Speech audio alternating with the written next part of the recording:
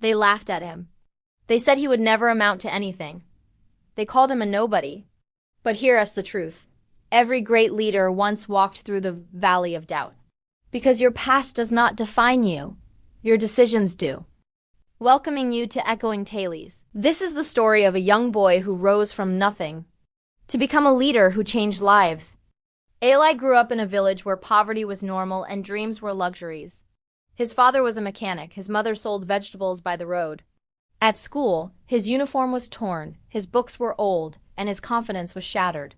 Every time he raised his hand to answer a question, his classmates laughed. One day, a teacher looked at him and said, "Eli, you're smart, but you're too quiet. Why don't you believe in yourself?" Eli looked down and murmured, "Because no one ever did." But life was not done with him yet. When Eli was 15, his father fell ill and couldn't work. Bills piled up. Food became scarce. He took a job cleaning buses after school just to feed his family.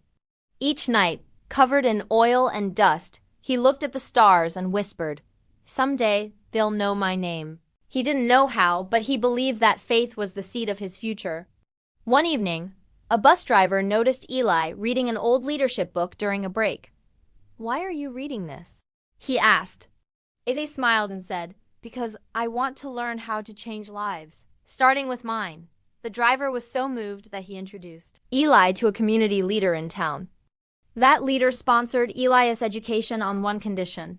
"Promise I'll someday help others like you." Eli agreed. And from that moment, the boy the world ignored began his rise. Eli worked day and night.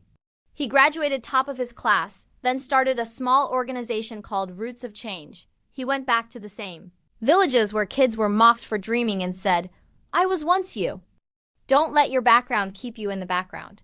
His organization trained youths in skills and leadership, teaching them that humility is not weakness. It's the foundation of greatness. Within 5 years, hundreds had jobs because of Eli's vision. And when the media asked him how he did it, he smiled and said, "By remembering where I came from." Years later, Eli returned to his village, not as the boy they mocked, but as a leader they admired. He stood before the students and said, "They called me a nobody, but God used that nobody to show that everybody can be somebody."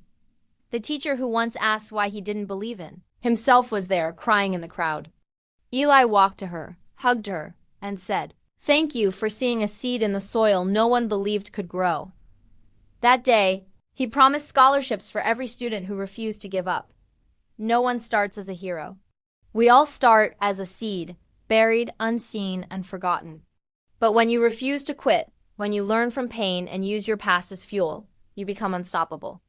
Your past is a place of reference, not residence. Never let where you started stop you from where you're meant to be. Greatness rises from humble beginnings, and maybe yours is starting today.